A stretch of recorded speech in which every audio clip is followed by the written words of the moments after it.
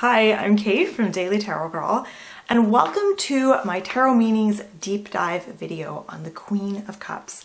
We are going to really be exploring the Queen of Cups in this video, and I can't wait to share it with you. But first, before we dive in, I have a free gift for you.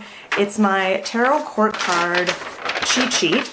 Now, in this Tarot Meanings deep dive series on the court cards, we're going to be diving deeply and spending a lot of time on each card, but it's kind of nice to have a quick and handy cheat sheet when you're doing readings if you just need something to kind of jog your memory or spark your creativity or your imagination. So if you want a copy of my cheat sheet that I made, I'm going to put the link right below this video.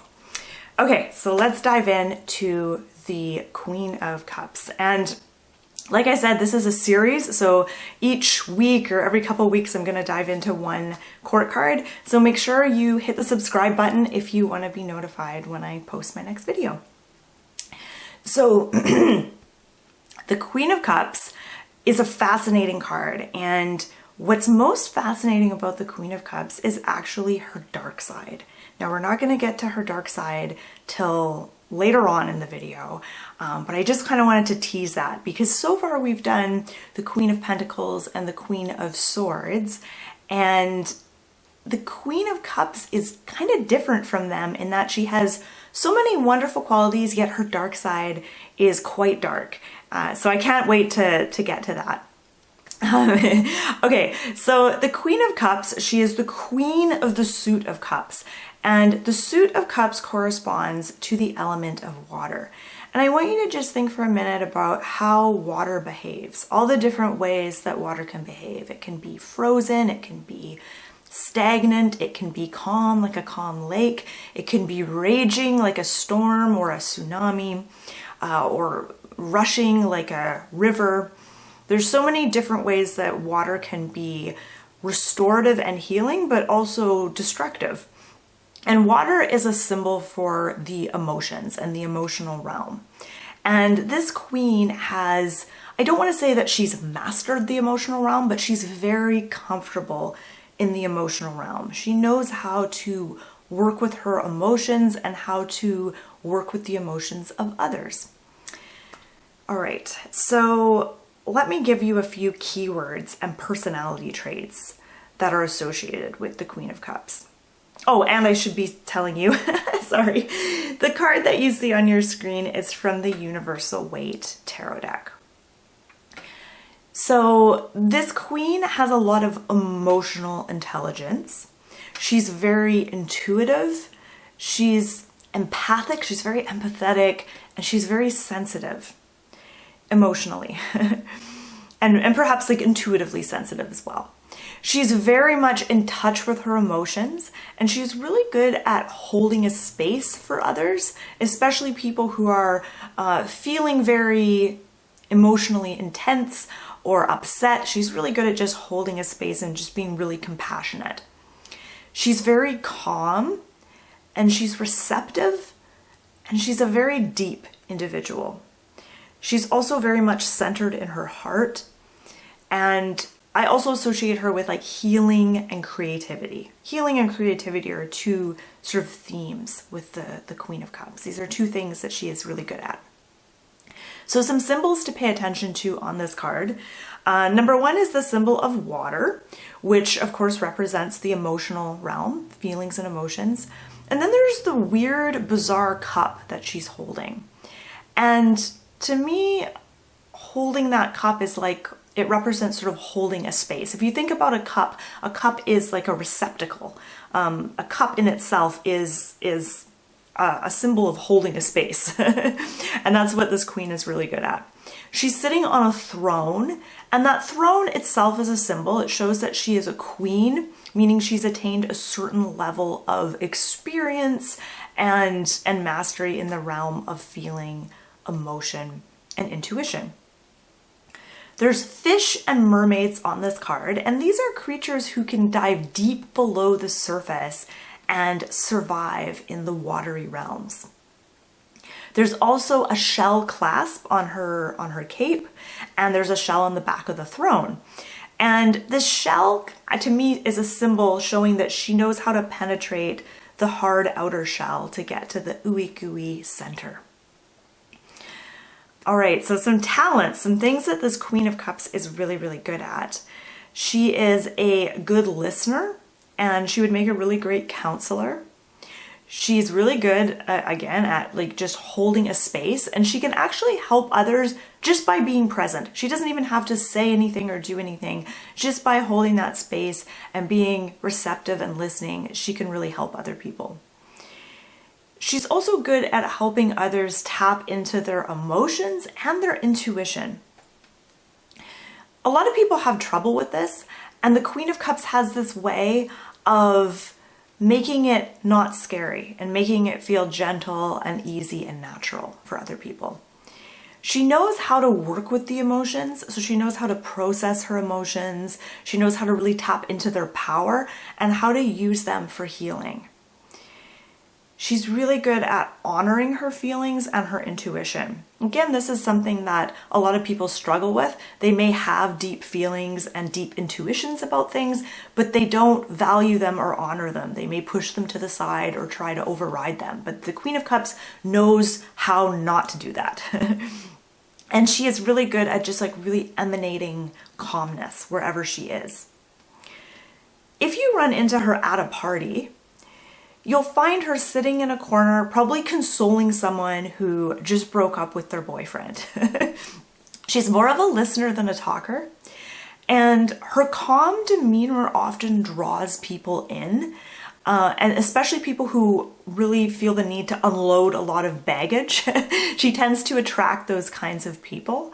And if you are someone who is like the Queen of Cups, if you're very empathetic and compassionate and calm, you may notice this too, that you'll be out in a public place and strangers will, come up to you and tell you personal things about their lives and start unloading their troubles and problems and telling you all about it. So complete strangers love opening up to her and telling her all about their problems. And she kind of loves this a little bit. She might complain about it and say it's exhausting, but she secretly kind of likes it because she's not a fan of small talk. So the deeper a conversation goes, the better for her. And she considers that deep conversation, hearing about other people's problems. Other cards, like the Queen of Swords would not consider that deep conversation, but the Queen of Cups does. So when the Queen of Cups is in love, she loves romance. She is in love with love. And having a really deep emotional connection with someone special is very, very important to her. Sharing feelings in a relationship is her top priority. And what's interesting and what's kind of ironic is she tends to attract partners who are cut off from their emotions and really struggle with sharing openly. This is really intriguing to me about the Queen of Cups, because while she is really good at feeling her feelings and expressing her feelings and communicating, she tends to be drawn to people who are the opposite, and people who are the opposite are drawn to her as well. She loves the challenge of penetrating their defensive outer shell to get to that ooey gooey vulnerable center. Lots of healing tends to take place in her relationships, and she sees sex as a healing act where emotional connection is really important. She often finds herself stuck in the role of healer, or always being the one who is emotionally proficient, while her partners tend to struggle with emotional disconnection. So this is a challenge for her, is that in relationships, she often finds herself getting kind of stuck in that role of healer. Okay, let me look at my next sheet. I have a lot of notes for the Queen of Cups. I've got actually 3 sheets of notes. Normally I just have 1 or 2, but for this card I have I have a lot of info about her. Okay, so when it comes to work and career, whatever profession she chooses, she needs to feel a certain sense of creative freedom and to feel like she's really diving deep and not just scratching the surface with something. So she would make a really great counselor or therapist. She would be a great mediator or any kind of healer. an intuitive reader or intuitive healer. And she also makes a really great teacher because she has this really calm demeanor and she's good at teaching. Basically, any job where she is helping people get in touch with their emotional side. So even something like an acting coach or a drama teacher would be well suited for her. When it comes to money, she isn't really that materialistic and she's not all that interested in money, and her business senses are not that great. So she needs a little bit of help and guidance in this area. So you can almost imagine the Queen of Cups being someone who has enormous potential and a lot of gifts to share with others, but she's not great at figuring out, how much to charge or how to find clients or how to get the word out there or how to manage the money once it's coming in. So she needs a little bit of help in that area. So her finances can be a little bit of a mess unless she gets assistance from someone who is more proficient in this area, like the Queen of Swords or even the Queen of Pentacles. With the right kind of support and guidance though, she knows how to manifest money out of thin air. She's really good at manifesting, especially if her emotions and feelings are aligned with her actions and her intentions and her goals. So that is her superpower. If she can get her emotions aligned with whatever it is she's trying to do, then, she's a real powerhouse. So in order to thrive, the Queen of Cups loves going into tumultuous and emotionally messy situations and creating calmness and healing. So the thought of going into a workplace that's very toxic and there's all kinds of infighting happening, this is kind of the Queen of Cups' dream in a way. She loves putting herself in the center of those kinds of situations, but then creating calmness and harmony. She gets kind of bored if everything is perfect and calm all the time.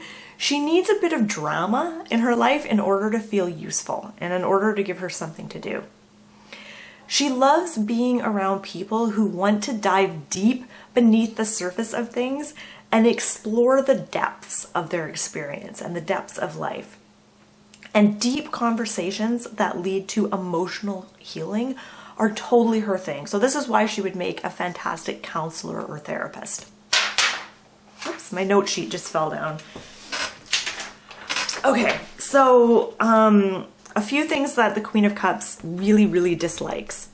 So she hates constant busyness and hectic activity. She loves having the time and the space to get in touch with her own feelings, and she doesn't like to feel busy or rushed. Tasks that are repetitive and dull tend to really sap her energy. And same with like shallow, materialistic people who just want to engage in small talk all day long. These are all things that she can't stand. She hates having to think about money and having to get organized around that.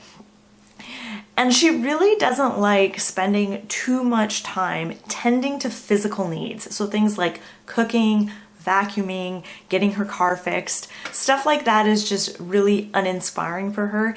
And if too much of her day is taken up with things like that, she becomes really grouchy and really cranky really fast.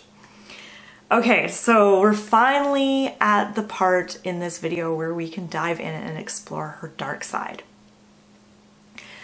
So again, I want to reiterate, the Queen of Cups has so many wonderful, wonderful qualities, but she can be emotionally manipulative. She's kind of addicted to others' emotional displays. When others lose control emotionally, she actually feels more powerful and more in control herself. So when she's in the presence of someone who's having an emotional breakdown, she actually feels this sense of stability. If she can be that rock, that actually helps her feel more calm and more in control and more powerful. So the dark side of the Queen of Pentacles is that she can kind of get addicted to those situations. And this might cause her to enjoy kind of stirring the pot and trying to whip others up into an emotional frenzy so that she can swoop in and calm the waters. She knows how to push people's buttons because she's very emotionally intelligent and she's very tapped in and tuned in to other people's feelings and emotional states. So she knows exactly how to push their buttons. And her healing gifts can actually be used as weapons if she isn't careful. And she may not always be aware that she's doing this, so she might be somewhat oblivious to doing this. It can be kind of like an unconscious sort of pattern with her. Now, I want to take a step back and say that these things aren't usually things that I would think of or say when the Queen of Cups comes up in a reading. I might say it if this card was paired with a card like the Devil or something like that, or Ten of Swords. But typically, I wouldn't think of these things when I think of the Queen of Cups. This is what happens when the wonderful, beautiful qualities of the Queen of Cups gets twisted and warped and subverted. All right, so on the darker side of her dark side, she may even view other people's willingness to open up to her as a source of power, leading her to like collect secrets like they're trophies and using her position of trust in a destructive and abusive way. Now, what's interesting is as I was making the notes up for this card, for this video, I was watching two different shows that were kind of similar. So I was watching this one show called The Shrink Next Door, which is also a podcast. And it's about this guy who goes to this therapist for therapy.